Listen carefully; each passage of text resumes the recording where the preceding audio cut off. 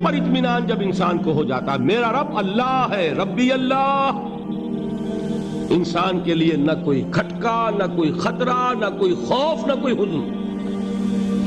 جو کچھ ہو رہا ہے کس کے اذن سے ہو رہا ہے؟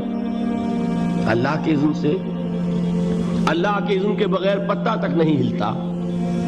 یہ کوئی اندھا بہرا مادہ نہیں ہے جس سے مجھے کوئی خوف ہو۔ اندھا بھینسا چلا رہا ہو اس سے تو ڈرنے کا ہر انسان کو ڈرنا چاہیے، نہ معلوم کس کو ٹکر مار دے۔ لیکن نہیں، اس کائنات کو چلانے والا ایک سمیع و بصیر خدا ہے، وہ جو میرا دوست ہے، میرا ولی ہے۔ اللہ ولی الذین آمنوا یخرجہم من الظلمات الی النور۔ اللہ اہل ایمان کا ولی ہے، ساتھی ہے، پشت پناہ ہے، مددگار ہے، حمایتی ہے۔ بتائیے جسے یقین ہو جائے کہ اللہ میرا مددگار، اللہ میرا محافظ، اللہ میرا پشت پناہ، اللہ میرا حمایتی، اس کے لیے کوئی خوف ہوگا؟ اس سے کوئی ڈر ہوگا؟ میں مثال دیا کرتا ہوں ایک بہت سادہ، پنجاب کے دیہات کی۔ تو بڑا چودھری ہے اور کوئی غریب کسان ہے۔ اس غریب کسان کے جانوروں کو ہر وقت اندیشہ ہوگا چوری کا، کوئی میری بھینس کھول کر نہ لے جائے، کوئی میرا بیل کھول کر نہ لے جائے۔ لیکن جس کے بارے میں یہ سب کو معلوم ہو کہ وہ جو بڑا چودھری ہے وہ اس کا دوست ہے، اس کی بچیا کو کوئی خوف ہوگا؟ اس کی بھینس پر کوئی ہاتھ ڈالے گا؟ اسے کوئی اندیشہ ہوگا؟ نہیں۔ کیوں؟ کہ وہ بڑا چودھری، بڑا اس کا یہاں کا سردار، جاگیردار، سب کو معلوم ہے وہ میرا دوست ہے، کوئی میرے خلاف اقدام نہیں کر سکتا۔ اس دنیا میں یہ چھوٹی سی بات اگر آپ کے دلی اطمینان اور سکون کا باعث بن سکتی ہے تو ذرا تصور کیجئے۔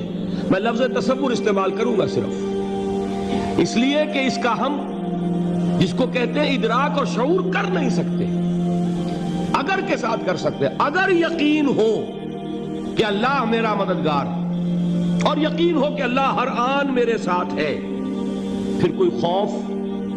کس کا خوف؟ کوئی شے اللہ سے بالاتر ہے؟ کوئی قوت اس سے زیادہ طاقتور ہے؟ کوئی اس کے ارادے کو بدلنے والا ہے؟ کوئی اس کی مشیت کے آڑے آنے والا ہے؟ یہی بات ہے جو حضور نے فرمائی۔ یہ ایمان کا حاصل ہے لب لباب، کہ دیکھو اچھی طرح اس بات کو ذہن نشین کر لو، اگر تمام انسان مل کر تمہیں کوئی نقصان پہنچانا چاہے نہیں پہنچا سکتے، مگر جو کچھ اللہ نے لکھ دیا ہو، اور تمام انسان مل کر تمہیں کوئی نفع پہنچانا چاہے نہیں پہنچا سکتے، مگر وہ شے جو اللہ نے طے کر دی۔ آپ پھر میں کہوں گا ذرا طاری کیجئے، اسے فرض کیجئے، اسے سوچئے۔ اگر اس حدیث پر ہمارا دل ٹھکا ہوا ہو تو کسی سے ڈر ہوگا؟ یہ مجھے نقصان نہ پہنچا دے، یہ میری رپورٹ خراب نہ کر دے، یہ میری انکریمنٹ نہ رکوا دے، یہ میرا یہ نہ بگاڑ دے، یہ میرے یہ نقصان نہ پہنچا دے۔ اس کا ڈر، اس کا ڈر، اس کا خوف، اس کی خوشامد، اس کے لیے جا کر طرح طرح سے اپنی عزت نفس کو ذلیل کروانا اس کے سامنے، یہ سب کچھ کیوں کرتا ہے انسان؟ جب سمجھتا ہے کہ اس کے ہاتھ میں میرا کوئی نفع ہے، اس کے ہاتھ میں میرے لیے کوئی ضرر ہے، یہ مجھے کوئی غضب پہنچا سکتا ہے، یہ مجھے کوئی نقصان پہنچا سکتا ہے، یہ میرا کوئی کام بنا سکتا ہے، یہ میری کوئی ضرورت پوری کر سکتا ہے، اسی کا نام شرک ہے۔ جہاں آپ نے یہ سمجھا کہ غیر اللہ کے اندر کوئی طاقت موجود ہے، وہی شرک ہے۔ بتوں سے تجھ کو امیدیں، خدا سے نومیدی، مجھے بتا تو صحیح اور کافری کیا ہے؟ شرک تو یہ ہے۔ جس پر بھی تمہیں یہ خیال ہے، کلمہ ہے یہ کلمہ سوم، لا حول ولا قوت الا باللہ، ذرا اس پر دل کو کبھی اگر آپ تصور کریں، پھر فرض کریں، دل ٹھک جائے اس پر، کوئی طاقت نہیں۔ یہی بات تھی جو شیخ عبد القادر جیلانی رحمۃ اللہ علیہ نے اپنی وصیت میں اپنے بچے سے کہی۔ 11ویں دینے والے ہیں، لیکن حضرت شیخ عبد القادر جیلانی کی وصیت اور تعلیمات کو کتنے لوگ ہیں کہ جانتے ہو؟ یہ جن مقامات تک پہنچے ہیں وہ کس چیز کی بدولت پہنچے ہیں؟ انہوں نے جو پیغام دیا وہ کیا تھا؟ اے میرے بچے، جس طریقے سے قرآن مجید میں حضرت لقمان کی نصیحتیں جو ہے نقل کر دی گئی ہیں، میں یہ عرض کروں گا بالفرض اگر قرآن حضرت عبد القادر جیلانی کے بعد نازل ہوا ہوتا تو شیخ عبد القادر کی یہ نصیحتیں بھی قرآن میں درج ہوتی۔ اتنی اونچی نصیحتیں ہیں۔ اے میرے بچے، اس حقیقت کو ذہن نشین کر لے، لا فاعل فی الحقیقت ولا مؤثر الا اللہ۔ اس کائنات میں نہ کوئی فاعل حقیقی ہے نہ مؤثر حقیقی ہے سوائے اللہ کے۔ کسی شے میں کوئی تاثیر نہیں اگر اللہ نہ چاہے۔ آگ جلا نہیں سکتی اگر اللہ نہ چاہے، پانی ڈبو نہیں سکتا اگر اللہ نہ چاہے، زہر ہلاک نہیں کر سکتا اگر اللہ نہ چاہے، کوئی چیز فائدہ نہیں پہنچا سکتی اگر اللہ نہ چاہے۔ تو در در پہ کیوں سر جھکاتے ہو؟ در در پر کیوں جبیں سائی کرتے ہو؟ سب کے سامنے کیوں ہاتھ پھیلاتے ہو؟ ایک اللہ سے مانگو، ایک اللہ کے سامنے زمین پر اپنی جبین رکھو۔ لا فاعل فی الحقیقت ولا مؤثر الا اللہ۔ نظر آتا ہے ہمیں کہ پانی پیاس بجھا دیتا ہے، پیاس بجھانے کی صلاحیت پانی میں نہیں ہے، اللہ کے اذن سے۔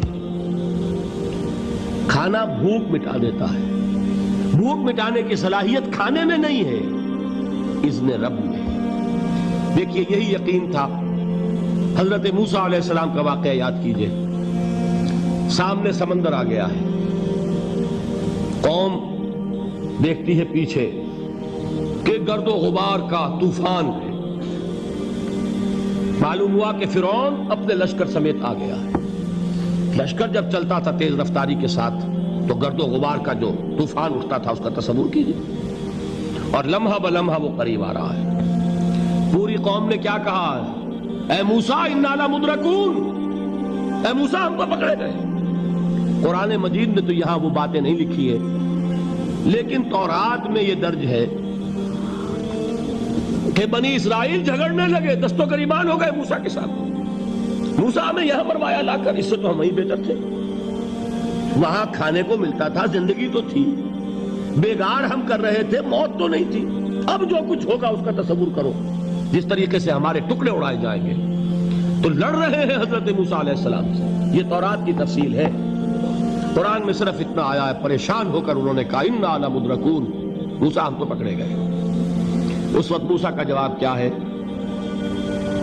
کلا ان معی ربی سیہدین، نہیں، میرے ساتھ میرا رب ہے، وہ راستہ دے گا۔ بتائیے کہاں راستہ نظر آ رہا ہے؟ یہ ہے ایمان بالغیب۔ راستہ نظر نہ آئے تب اللہ پر یقین ایمان ہے۔ جیب میں پیسے ہوں اور تب دل کو اطمینان ہے تو ایمان کس پر ہوا؟ پیسے پر، اللہ پر نہیں۔ جب وسائل و ذرائع نہ ہوں اور پھر یقین ہو کہ اللہ مسبب الاسباب ہے، وہ اسباب کا پابند نہیں ہے، وہ اسباب کا محتاج نہیں ہے، اسباب اس کے محتاج ہیں۔ اگر یہ